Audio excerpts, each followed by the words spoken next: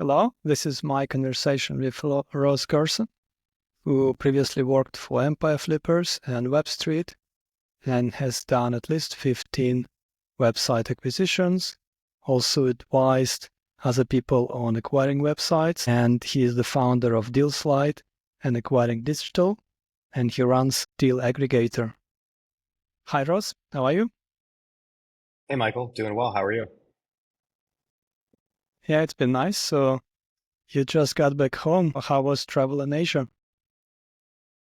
It was great. Yeah, it was good to see you in Chiang Mai and good to go out to some of the conferences, but definitely good to be back in Florida and settled into a routine, back with family, celebrating the holidays. But always good to come out to Asia for the conferences in the fall. Yeah, it's hard to have a good routine when you're traveling, right? Yeah, absolutely. I love to travel, but yeah, everything is just a little bit more difficult to get into a routine, find a good work spot, good food, working out, good sleep, all those things. So yeah, always good to come back home and focus on work and routine and all those good things. Well, cool. Um, so yeah, I'm curious to start with how did you actually get into buying website? What was the first website that you started or acquired? How did you first learn about it? Yeah, I was listening to the Empire Flipper podcast, Tropical MBA podcast, was always very interested in online business. And then I started to work for Empire Flippers in 2018. So I dabbled a little bit in trying to start some websites on my own before that. But then I became a business analyst at Empire Flippers starting 2018, did that for about 2.5 years. And essentially, that's a broker that helps people buy and sell online businesses, helping people find out what's the right fit, helping them look at different listings on the marketplace, negotiate deals and get deals closed, as well as helping sellers find buyers and get the best deal for their business. So I learned a lot and talked to a lot of really interesting people and saw some really interesting businesses. And from there, I started to acquire small content websites for my own portfolio. But pretty much every single day since 2018, I've been involved in the online business M&A space, looking at deals that are just a few grand in purchase price up to say, $3-4 million in price. The deals have kind of gotten bigger over time as the market's evolved and I've gotten some more experience. But yeah, that's kind of how I got involved in the space, helping people transact and buy and sell online businesses and then buying small content sites for my personal portfolio. Cool. So you started working for Empire Flippers in 2018, and at that time, did you know anything about websites? Did you have any experience with acquiring businesses? And how did Zero, the sorry. yeah, like how did the application or the hiring process go?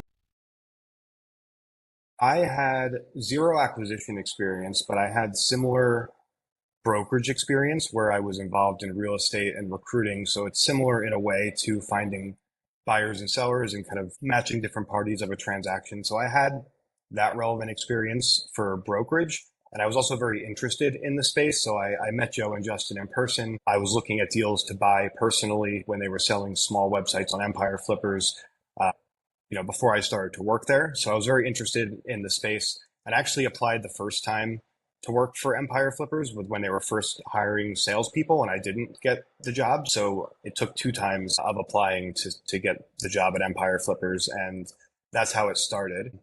But yeah, it's really always just been something I was interested in, and I enjoy looking at different deals on the different brokers and marketplaces and kind of looking at profit and loss statements and kind of keyword research and ideas of how to grow them and kind of what the risk profile looks like. So it's just always been something I've been drawn to, which I think made it easy to learn and talk to buyers and sellers in the space and kind of go from there. And I think I didn't answer your first question. I bought a few small content sites on Flippa to start out when I was first getting started. So that was kind of uh, my first crack at buying online businesses were small content sites, display advertising mostly on Flippa. Ah, cool. That's interesting. I remember I was also listening to the Tropical MBA podcast like a long time ago, maybe like 8 or 10 years ago. And then I don't know, is it really that old? And then it kind of inspired me to actually start traveling. So I already had an online business, but I was living back in Israel, and I decided, okay, maybe I'll travel a bit more and try the digital nomad lifestyle as well. And for you, it inspired you to get into the industry, it sounds like. Yeah, absolutely. I mean, I actually got the 4 hour work week as a gift from my brother when I graduated from college. And somehow Googling from there, I found Tropical MBA and Empire Flippers. And yeah, 100% inspired kind of the dream and the lifestyle of traveling and online business and geo arbitrage and the way that you can kind of earn money online and hire people remotely. And it was just always really fascinating to me. And yeah, went to Bangkok in 2017 to DCBKK for my first Dynamite Circle conference, which is the company that's associated with the Tropical MBA podcast that you mentioned. And that's actually where I met Joe and Justin in person for the first time, which led to me working for them. So very impactful for me, 100%. Okay. Yeah, very cool. So you came from the like offline brokerage world, right? And then transitioned to buying and brokering online businesses. So what was the same? What was different? Well, I was doing real estate. I was leasing apartments and doing recruiting. When I kind of mentioned brokerage, it was similar in terms of matching two different parties together. I never did kind of brokerage of offline businesses before. All right, cool. And what did you do in your first in your job at Empire Flippers? So you mentioned that you were an analyst. What was your role? What did it involve? I would work with buyers. So mostly, by the time I left, it was buyers that were repeat buyers or had experience and were looking to acquire a large or multiple online businesses. So I would help them figure out which businesses were the right fit and help them with, buyer seller conference calls, help them with negotiation and deal structuring.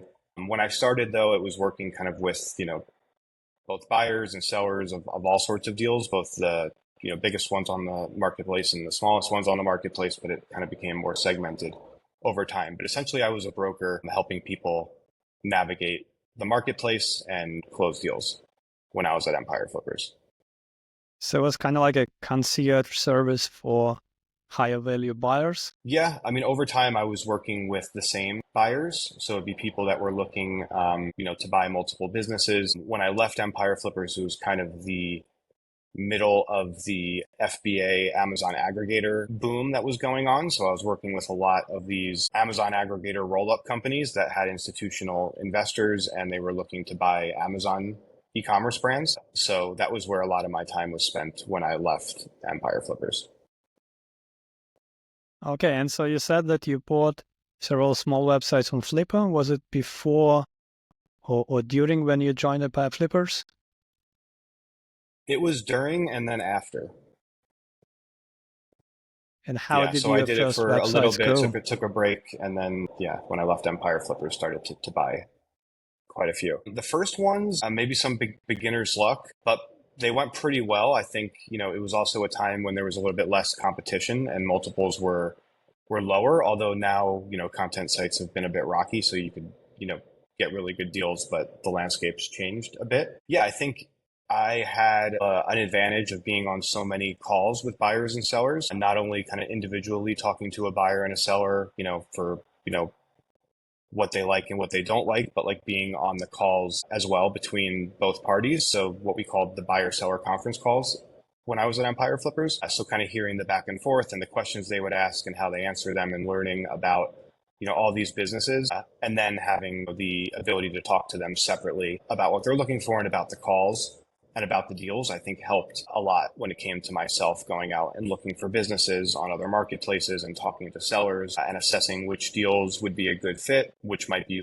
lower risk or deal structure where I could kind of mitigate risk in some way. But the early deals were small and I guess beginner's luck could be part of it, but they did the first ones on Flippa, for the most part, went up slowly over time. And I don't own those first ones anymore that I purchased back in, what was that? Early 2019. It's been a while now. Cool. And so back when you were on those calls, what was it like? Did you just mostly listen and chime in whenever you need help with something? Did you have moments when you felt that it was a terrible deal, but you couldn't say anything? So the buyer seller calls where I was assisting people at Empire Flippers, you're referring to? Yeah. Well, the first part of your question is I think there are two ways that you can conduct those calls. And unfortunately, I think a lot of times when you're on those calls, the brokers are very passive. Whereas, when I was taught and when I did those calls, we would have a prep call with the seller. So you're speaking to the seller before the call to prepare them on who they're speaking with, familiarize yourself with anything that's going on with the business to make sure you're most prepared for the call. And then I'd help with the introductions and kind of facilitating that. And then I would definitely try to chime in and bridge any gaps where, I felt like there was a misunderstanding or there was something I could help clarify or ask the seller to confirm or clarify. So, and then at the end of the call, there's kind of setting the stage for what the buyer might need and what the next steps are in a future call and kind of if there's going to be an offer or not and sensing a lot of things there. So, and rapport building as well. So I think that those calls are actually very, very important. And there's a lot that you can do for them to be active as a broker or a middleman on those calls. And the second part of your question was about any deals that I didn't like. I mean, that would happen quite often, I think, where there were deals that I had a sense that, I mean, it happens quite often, I would say. But who are you to judge? Most of these times, the people that are buying them are smarter than I am, and they're buying businesses that could be strategic to their skill sets. But again, these business models are also new, and I think it's high risk, high reward when you're buying, an e-commerce business or a content website or a SaaS business. Right. So were you representing the buyer or the seller or neither? Well, at Empire Flippers, it was representing the seller, but you're, doing your best to help the buyer to figure out the marketplace and find the right deal and get it closed. In my work currently, I represent buyers mostly. So at Webstreet, I'm an acquisition advisor. I'm working with them and helping Webstreet and all of their operators on the buy side to help them close better deals and do deals more efficiently. And I've had other engagements where I'll work with buyers as well to do the same. So since leaving Empire Flippers in 2020, I've transitioned more so to helping buyers in a consulting fashion where I'll still talk to sellers and I'll help guide them and refer them to different brokers or help point them in the right direction. But mostly been working with buyers after my role at Empire Flippers. All right. Very cool. And so after your role at Empire Flippers, you had a period when you were like buying and selling some sites for yourself, right? Or helping others? Correct. And how did it go? It went well and it's still kind of continuing. So yeah, I left in July 2020 and I started to buy more content sites and worked with a few buyers to help advise them on their acquisitions, but was mostly focused on my own portfolio of sites and trying to set up operations because all of a sudden I had, a dozen plus content sites that varied in sizes and needed work to be done on those sites to maintain and grow them. And I realized, how reckless it was to have all these acquisitions and deals under my belt, but not having really set in stone and streamlined operations and people to run them. And even a small content site, as it's a real business and there's lots of things that you can do to grow them. And if you neglect it, most likely over time, it's not gonna work out well. So, I acquired sites, off-market deals, a few more from Flippa. And then about a year after I left, so I think it was late 2021, early 2022, I started to work for Webstreet as an acquisition advisor, which is, similar to how I was working with buyers. I started to work with them starting on round 2 of their funds through current time, where I'm working with the operators on a weekly basis and their team to help them through their deal flow, figure out what deals are a good fit, help them with their due diligence, help them with talking to sellers and brokers, helping them with kind of negotiation and deal structuring, kind of A to Z acquisitions and getting deals done. So yeah, that's kind of been the life post Empire Flippers. Currently, I'm only holding a few content websites. In 2022, 2023, I sold the majority of them.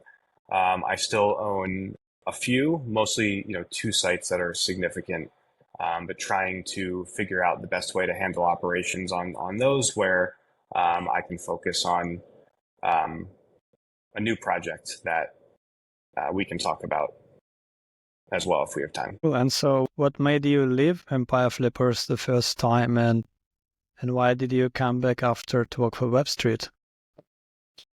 It's a really good question. So I left Empire Flippers because I always felt like there was a really big opportunity in the space. I think buying businesses has been something that's been around for a really, really long time, but buying these types of small online businesses is very new. So I always sense that there's a lot of opportunity in the space, and I was very interested in that. And I wanted to pursue different ideas, kind of similar to what I've eventually gotten to at Acquiring Digital and Dealslide.com.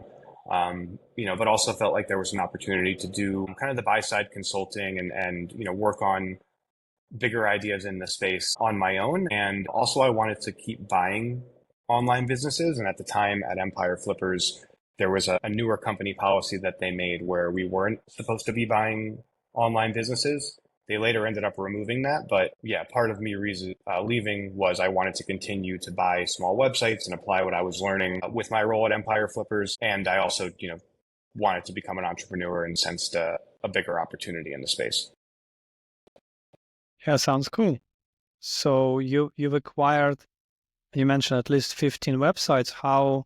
What were the biggest acquisitions? How did they go? What were the best or the worst ones? They ranged pretty wide from around $3,000 as the smallest transaction to 120-ish grand, and that was for a 3-site package. And I had an investor on that one, or a friend of mine that came in on the deal who is no longer involved anymore. So yeah, it's been a wide range, and that's also when I realized I needed to kind of get organized when I left and started to buy websites, and they were just of all shapes and sizes. I realized it didn't really make sense to be doing that, although it was fun to close deals, and I was able to find good deals. It didn't really make sense to buy a music website and then a recipe website, and then I ended up buying a website about apps, one that talked about prayers, one about pest control. Like it's kind of all across the board with these niches I've gotten into. And I just realized that's not, sustainable unless you really, focus and hone in on the content creation process and optimization and link building and treating it, them all like a real business. So were all of these websites just pure content, like affiliate or ad monetized?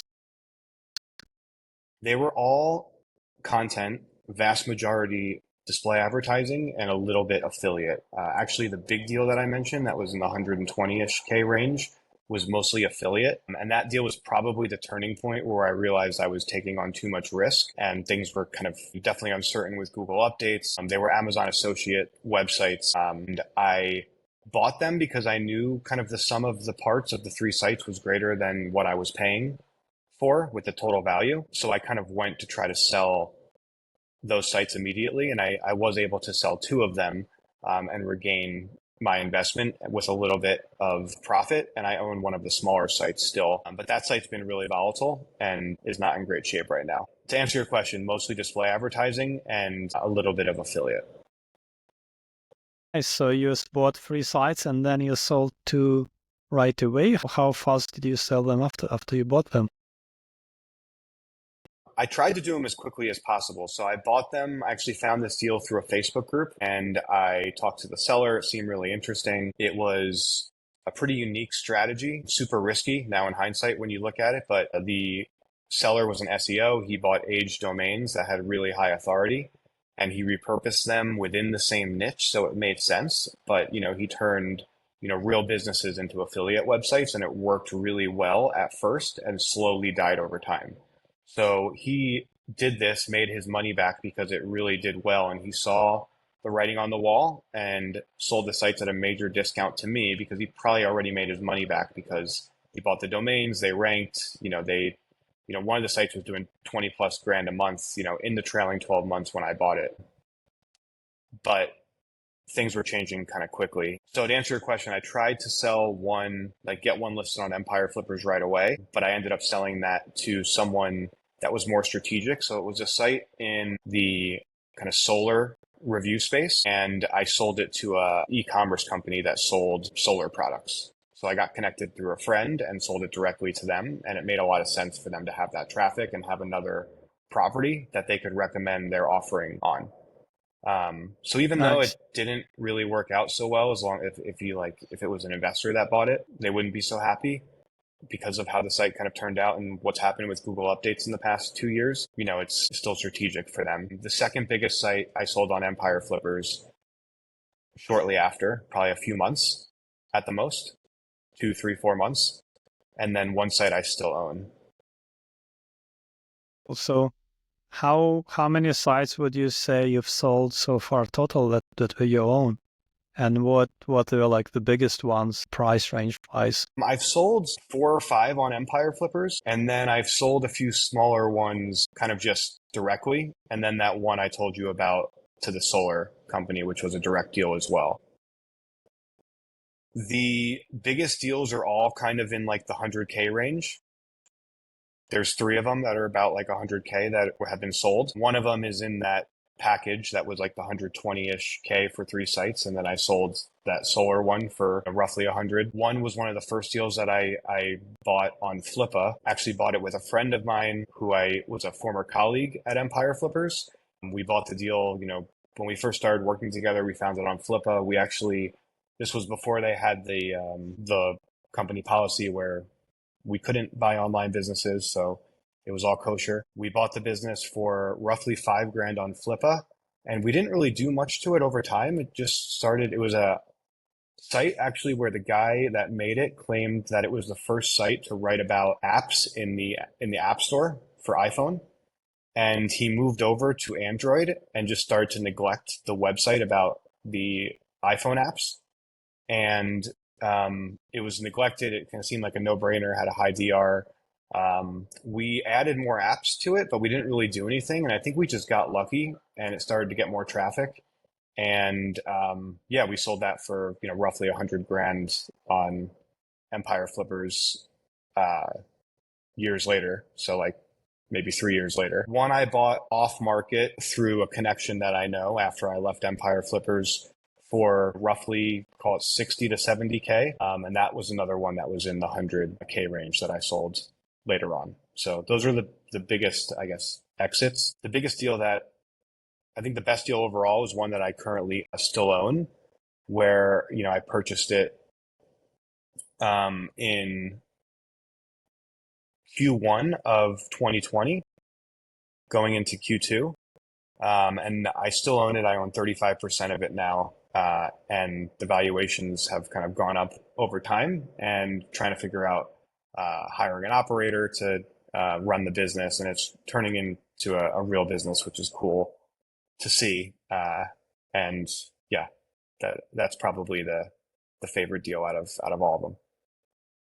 Is it also an affiliate site? What kind of revenue is it bringing It's now? display advertising. Yeah, it's a site with music charts and facts, and it ranks for things like, the top albums of the 1970s, or, top songs of whatever, top artists, things like that. And it's mostly all display advertising revenue. And we're trying to turn into a real brand and get, different traffic channels and mitigate risk and yeah, do all of the right things to grow it into a real business.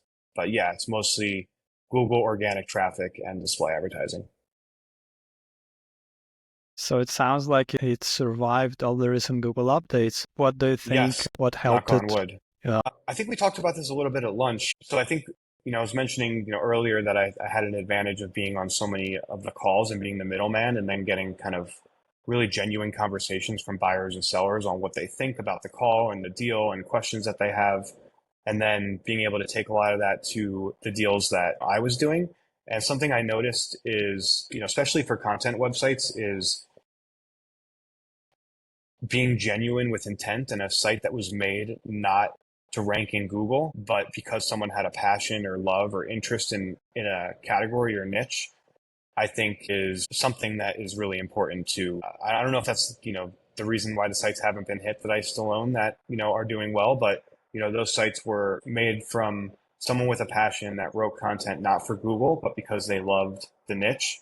And it's a broad niche and we've maintained it over time. There's still a writer that loves music and the charts and, helps us every week with content and every year with kind of ranking things. So it's there are lots of return visitors to the website as well. So I think that's a high ranking factor for Google.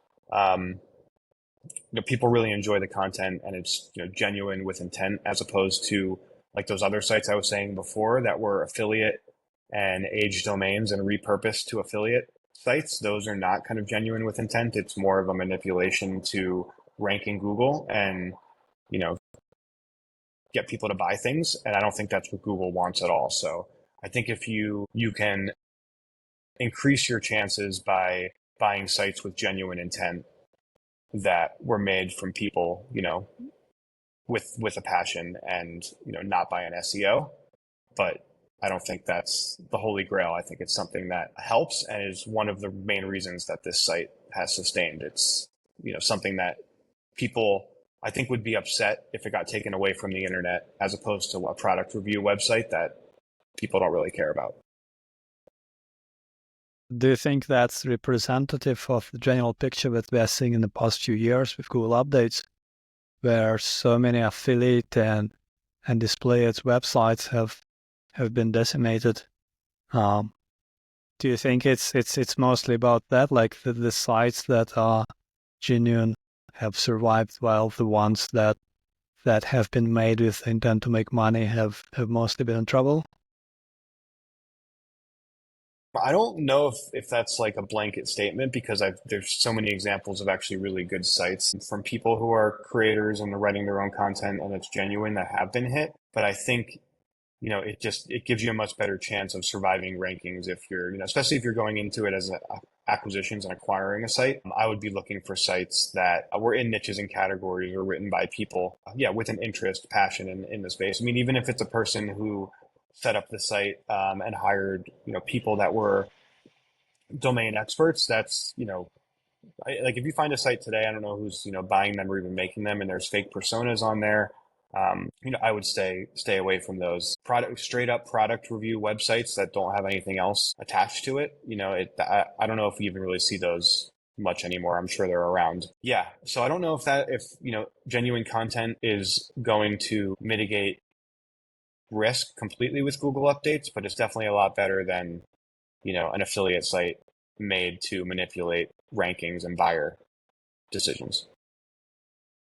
And so as we are talking a bit about SEO, well, what are your thoughts on that in general? Like, what are you doing with this music website of yours to make sure it stays up? Do you avoid any kind of aggressive link building?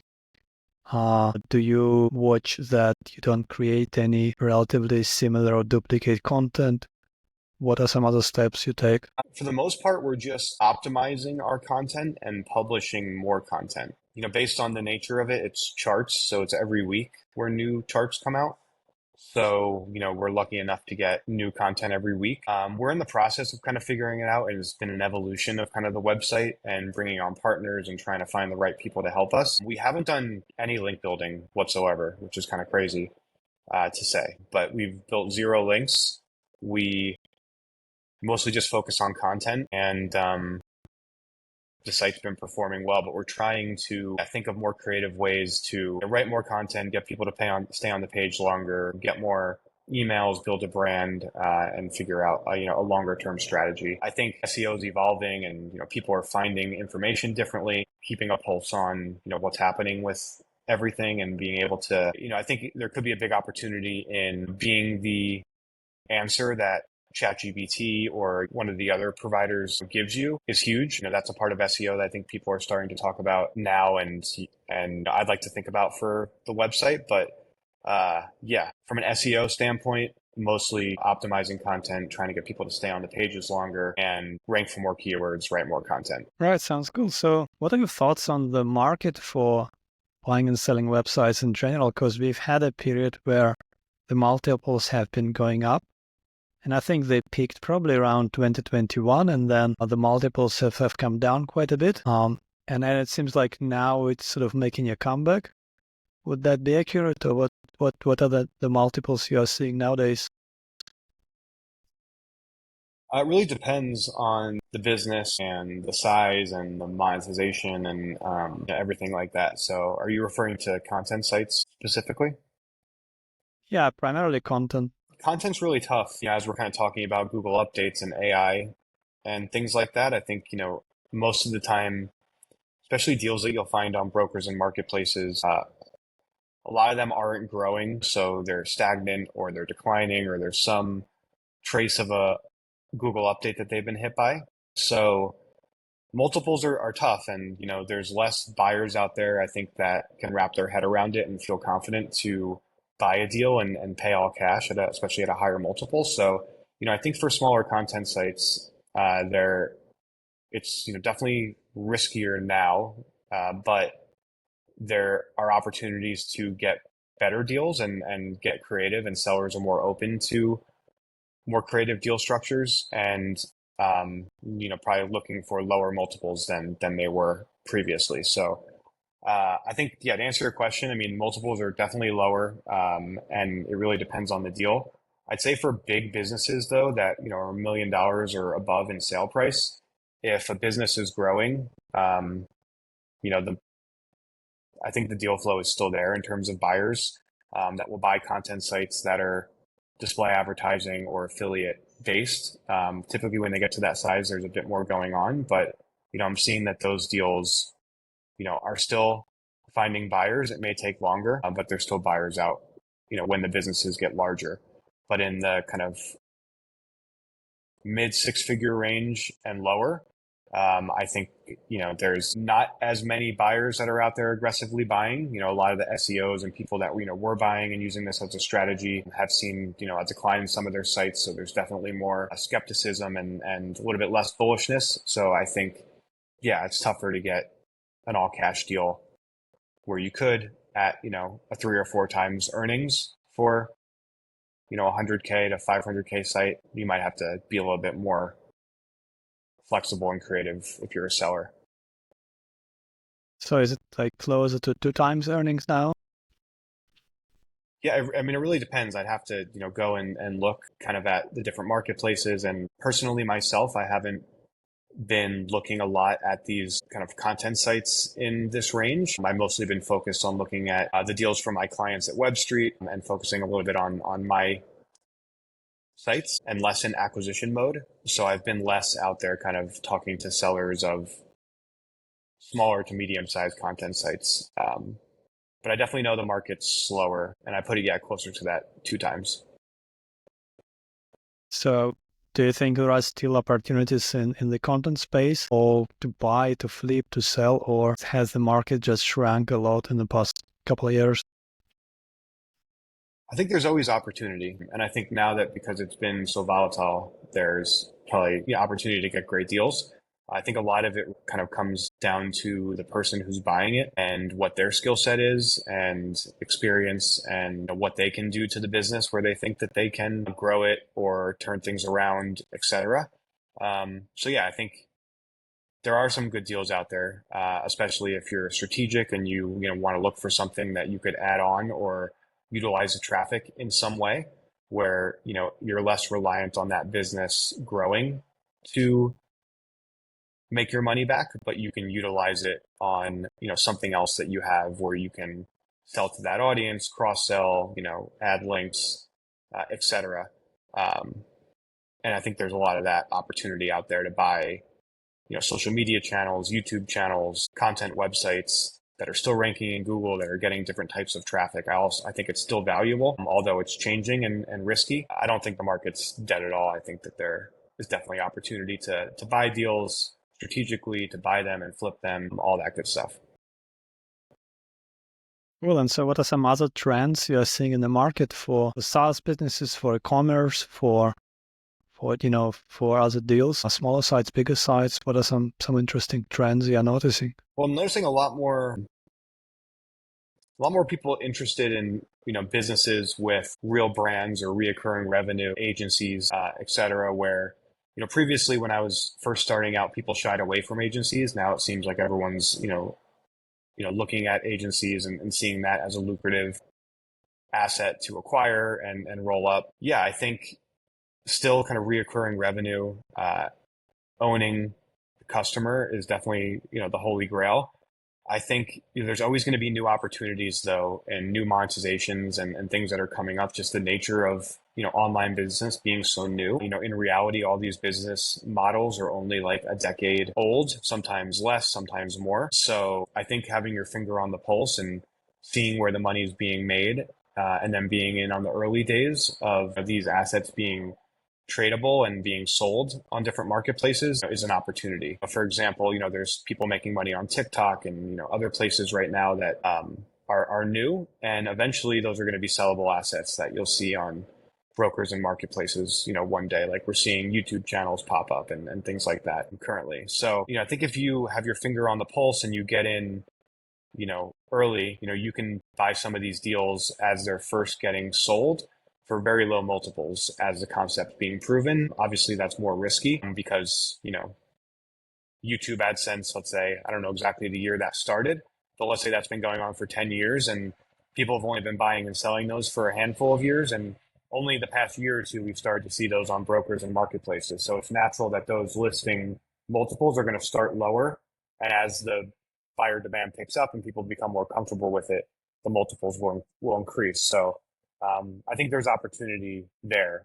Even firsthand seeing multiples when I first started in 2018 at Empire Flippers and what sale prices were going for, kind of looking back and seeing 2016, 2017, that was kind of the most interesting thing for me, is looking back on the deal history and seeing the progression of, people buying deals for 12x, and like 15x. And, when I first started selling Amazon FBA businesses, we could hardly get 2 times earnings. And then the market went up to where it was obviously inflated, but they were selling for 5, 6, 7 times earnings to these aggregators. So I think there's definitely always opportunity in the space. That was a long answer to your question. Yeah, I agree. It's been fascinating to see the progression in multiples. So when I first started buying websites, I think I did my first back in 2005 or 2006. At that time, there were no marketplaces. There was no Flipper, no Empire Flippers, nothing really. You could only buy websites through forums, and occasionally somebody would post, "Hey, I have this website I want to sell," and there were very few buyers. So it was amazing because it was quite easy to buy, but there also were very few deals. So I remember one of the first websites I bought, I paid 15 times monthly revenue, and it was earning I think $300, and I ended up paying $4,500. But at that time, it was quite expensive because most websites at that time were selling for like 10 times, 8 to 10 times monthly revenue. So I remember buying it and thinking like, wow, this is pretty high, but it looks like a good quality site and I can improve revenue quickly. I can reposition the ads. And it was kind of like that for a while, for quite a few years, that I was able to buy sites like 10 times, 12 times monthly revenue, 15. And then at some point it just started to pick up. I think in like 2000, like late 2010s, like 2016 or 17 or so, that's then the multiples I think started to go up to like 20x or above. Yeah. And then, Empire Flippers came around and Flipper became more popular. Yeah. And there was a period where it was really a seller's market. You could sell practically anything for very high prices. And it was kind of obvious at that point that it should reverse, because people were selling really low quality websites for 40, 50 times revenue. Websites like you mentioned that were built mostly on expired domains and just been around for like less than a year. So it was kind of crazy. And I could see that many people, after buying those websites, the websites got killed by Google updates.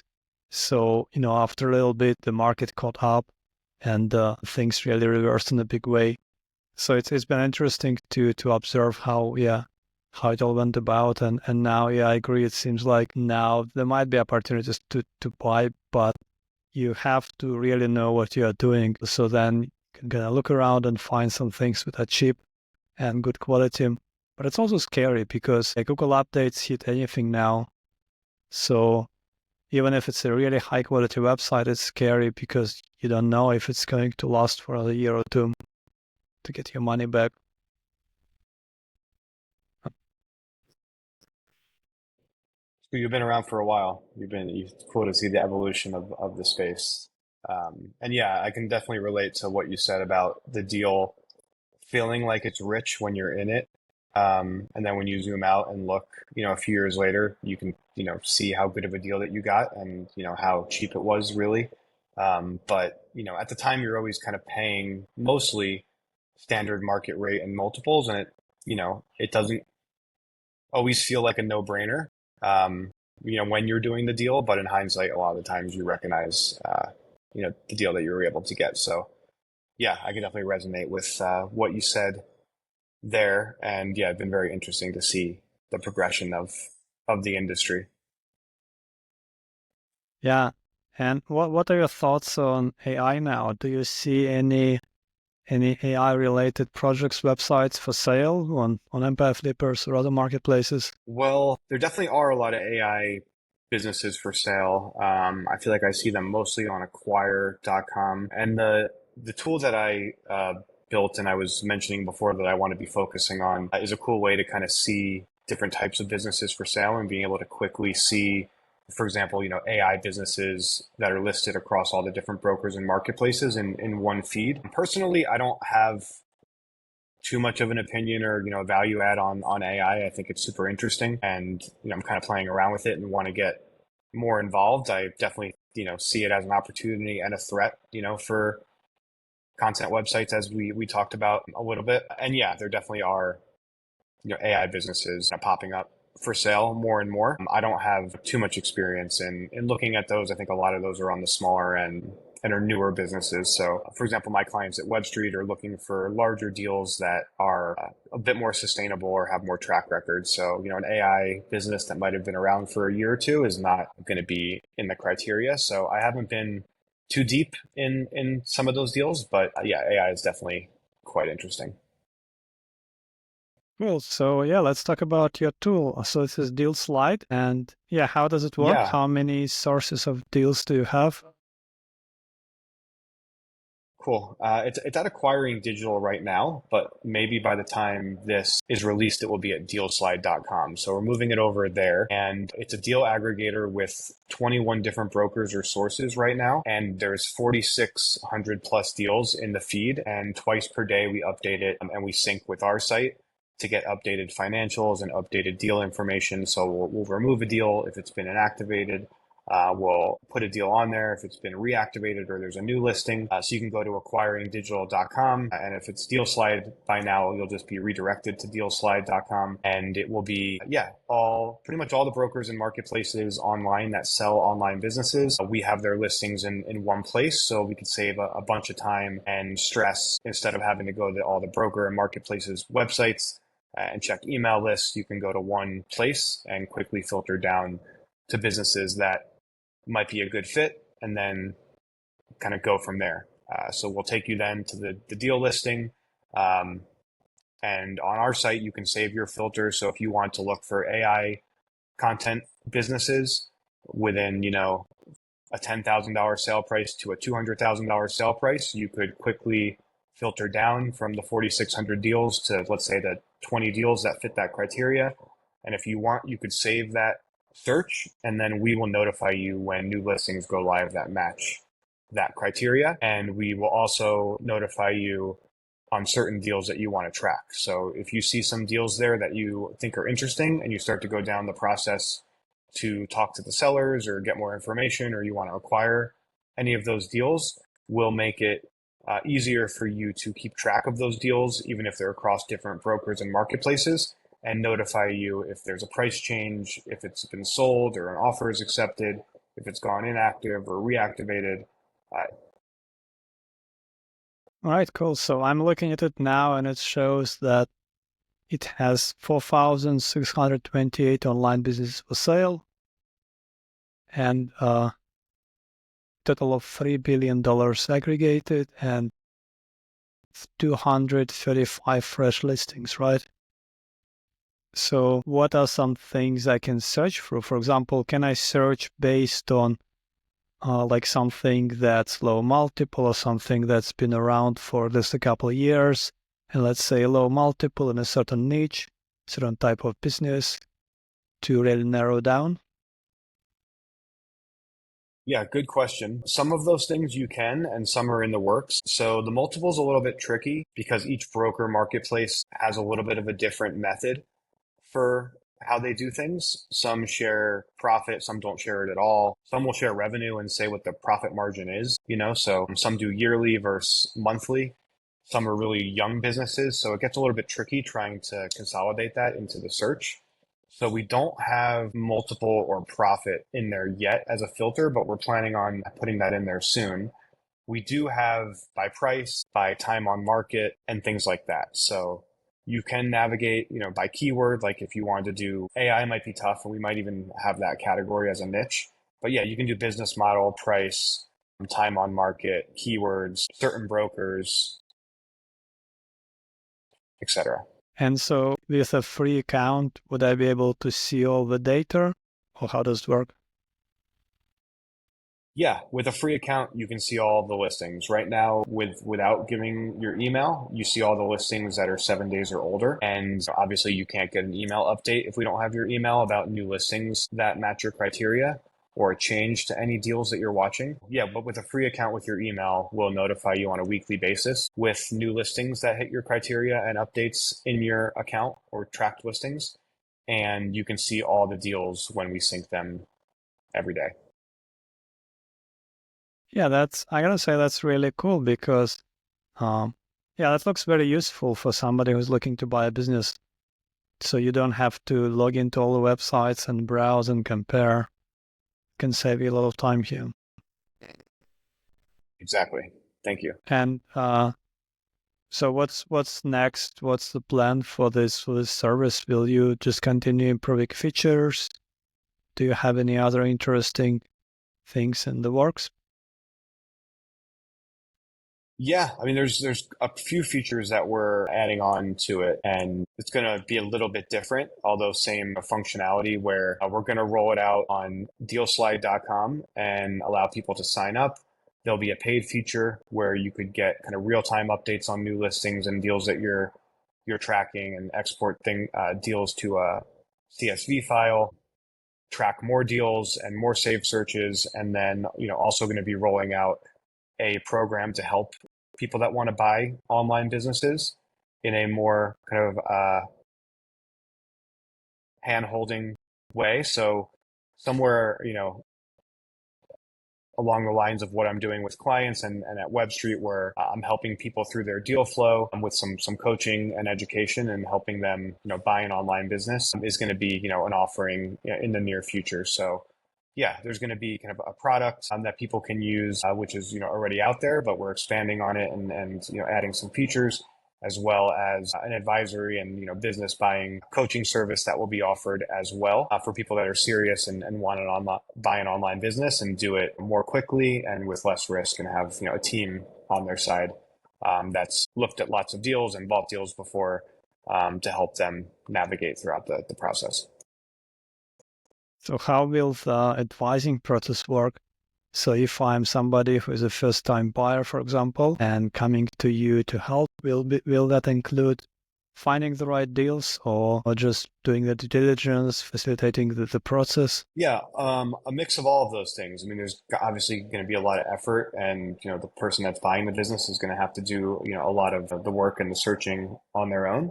But we'll help with everything. So we'll help kind of put together the deal sourcing. But first is really figuring out what the right fit is for the buyer.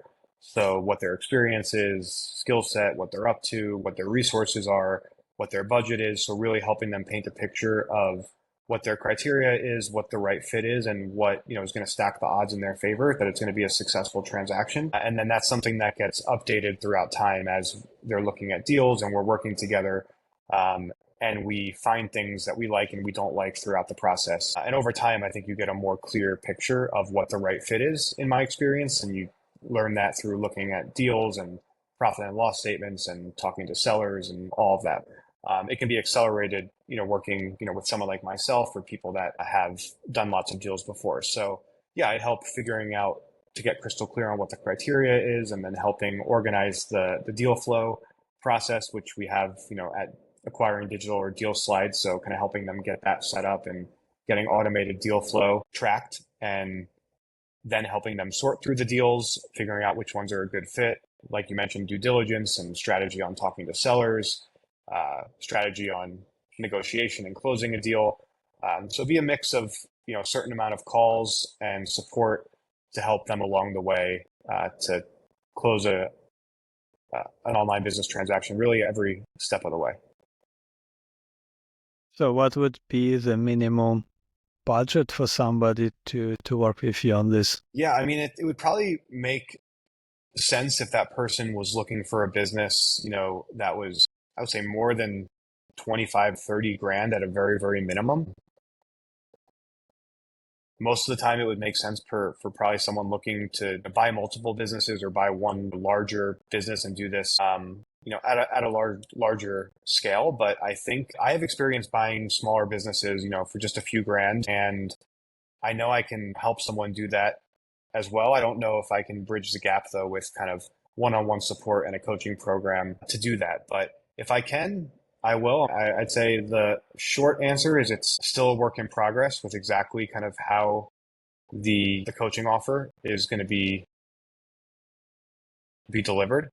But for the most part, it's people that know they want to buy an online business and they have a budget set aside. Typically, I know with brick and mortar businesses, it's quite easy to get a loan and to leverage SBA financing. It's a bit more tricky with online business. So it's something I'd like to be working, with people that have part of that component figured out already. I'm definitely not the expert in fundraising and, connecting to investors and that kind of thing. So it would be with a buyer that has, cash raised or has the finances figured out and is ready to buy an online business. It could really be of any size. And so what do you think are some of the best opportunities currently for acquisition for somebody, let's say, who has $100,000 in that range and kind of open to trying various models, various industries and niches and learning whatever needs to be learned? Well, it depends. I would ask more about this person and what their experience is and goals are and all those things. So I think, yeah, again, it really depends. And that person, I would recommend looking at a lot of deals and figuring out, like, if they mention these few different monetizations that they're interested in, start to dig into those and look at deals and do your research and talk to business owners in that space and sellers of those businesses. And I think from doing due diligence and looking at deals, it's kind of the best way to actually put together your criteria and figure out what the best fit is for you. I think a lot of times business buyers come to the table and they think that they know what they want before they get started, and they're kind of set in stone, or they're just really broad and they never really dig in. And I think, it takes doing the research, having calls with sellers, talking to brokers, figuring out, what you like and don't like, your skill sets, people you've worked with in the past that you've had success with, like all these things, what your goals are, et cetera. Do you want to be working on the business? Do you want to have someone operating it? Like, there's a lot to consider when it goes into this. So I'm sorry that didn't answer your question, but I think the answer is it really depends. Right. And so you mentioned that you had partners on a few of your deals. So I'm curious, what are some lessons you've learned about that? What do you think is a good way, to partner with people on businesses in general? I don't know if I'm the best person for this. I jump into partnerships too quickly, I would say, is one thing. So I would say just be cautious. I think partnerships are great. And, I also tend to always partner with friends, colleagues, like people that I have a personal relationship with. which is good and bad. I think you would be extra cautious there because it could make a friendship murky or uncomfortable when there's things like business and money that need to be discussed or people don't do what the other expected. I think, on that note, setting proper expectations is super important. A lot of the times you think everyone is on the same page, but they might not be. And then you discover it after the partnership has already begun and it becomes more messy to unwind. Another thing is maybe, trying to put together kind of like a partnership without it being a partnership on paper. So like legally, I mean, so maybe them getting some sort of interest in profits or something if you wanted to bring on something to help you grow the business instead of them being on the cap table as an owner and making things more complicated. I think that gives you the opportunity to get out of a partnership more easily if you structure it more where it's like you're sharing upside of some kind or you're paying them even instead of giving them ownership. Yeah, I think it can get complicated. And I definitely, I think I had too many partnerships and I didn't go into them carefully enough. So it was a little bit messy. Currently, I got out of most of my partnerships. The only partnership I have right now is with that music website I mentioned earlier. About a year after I bought it, I sold 40% of it to a family friend, actually my friend's dad, who I ended up getting reconnected with during COVID. And he had music industry experience and was very interested in the website. And that's how that one happened. It's been great, but also sometimes, it's been a great partnership. The site's grown, but again, like the expectations thing, he bought and he saw opportunity. It then I feel like brought on more of a responsibility and more stress on my end because I felt like we didn't really have an operator. So I had, more on my shoulders now that I had a partner who was in, and he has great ideas and great connections, but not necessarily going to be the one to execute on the ideas. So that partnership was good, but stressful at the same time. We recently brought on another partner. So now there's three of us, and that partner bought in 30%. And so now it's 35 myself, 35 the first partner, 30 the newest partner. And we're looking to hire an operator to run the business. And that one's been good, but it's been, there's lots of personalities involved and it's definitely easier said than done when it comes to partnerships. So for me, do at you least. have a clear structure on responsibilities or roles or decision making in that partnership? No, not really. Okay. Yeah. So the person that bought in recently was going to be the operator of the website and run it. And that plan has changed a little bit, which is why we're looking to hire someone. So there was a little bit of a plan with that person being the one that was going to run the show. And we have a VA or two people that help with the website. So And yeah, the new owner was going to step in and be the operator and do a lot of these things. Did you have somebody be a passive investor who just buy in and not plan to be involved at all? Or did you just have people kind of buy in who were expecting to somehow share the responsibilities to be involved about as much as you or maybe more in operations? Well, this specific deal that I mentioned before, no one's really passive. It's like a mix of passive and active, I did do a deal or two in the past where there was someone that was a partner and invested and they weren't going to be doing anything with the operations of the business, and those ended quickly. So I sold those. One of those deals was one I mentioned before that I sold pretty quickly after buying the 3-site package. And then another one, we ended that partnership kind of quickly as well. And a lot of that was because expectations weren't really set in advance and aligned. I think, we're friends. We want to do business together. We both believed in the overall thesis, but we didn't iron out all the details as much as should have been. Yeah, that was similar for me also early on. I had different partnerships there. There wasn't enough clarity, and so in the end, both sides had different expectations. So then later I learned that you have to set really clear expectations, responsibilities, and then sometimes it worked, but sometimes it didn't work because people just did not follow up on the responsibilities, and also because of Google updates, right?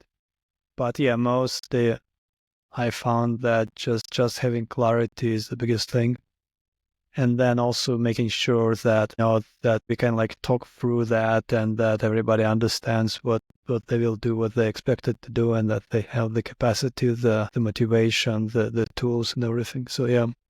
But partnerships are certainly tricky. And to segue away from that, so what are your thoughts basically on the upcoming AI revolution? Because it does seem like a lot of the stuff we are doing now is going to be different.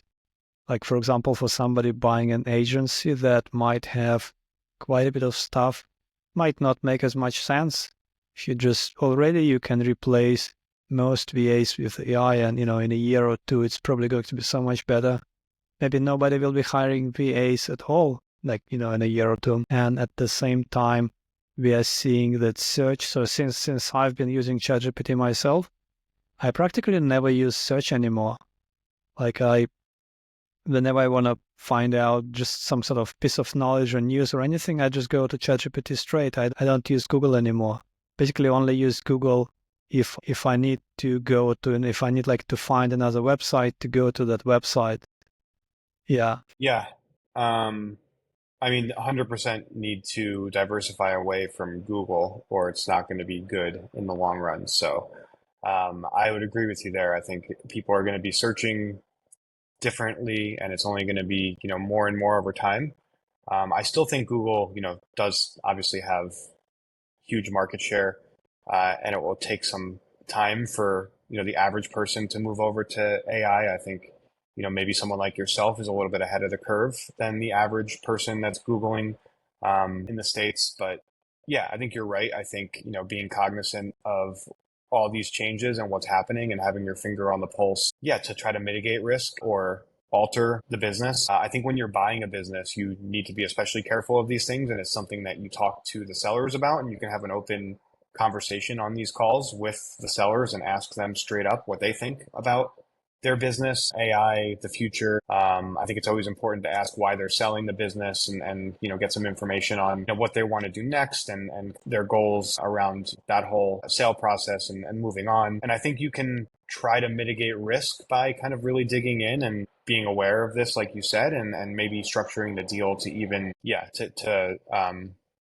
mitigate risk in some way around future updates or things changing or sellers staying involved or business performance or something like that. So yeah, I think the world is changing. AI is definitely wild, and is going to disrupt a lot of things. I think that there's also opportunity that presents with new businesses and making money in other ways, and yeah, leveraging that to get better deals and structuring smart deals that can hopefully mitigate these risks and improve your chances of success. So it's definitely not easy, but I think there will still be business after AI.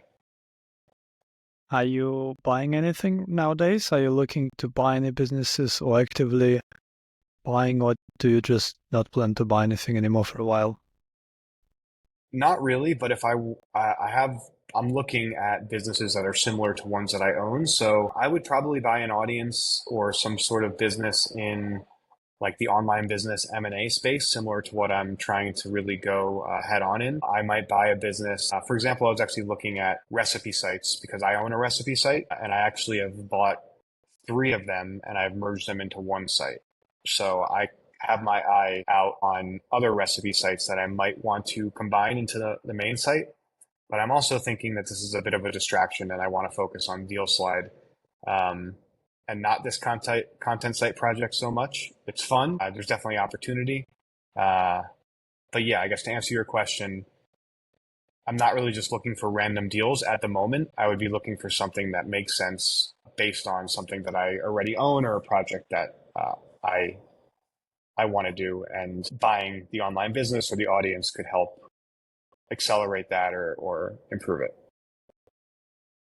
All right. Well, very cool. Thanks, Ross. Nice to chat. Yeah, any final words or anything else you want to share? I don't think so, man.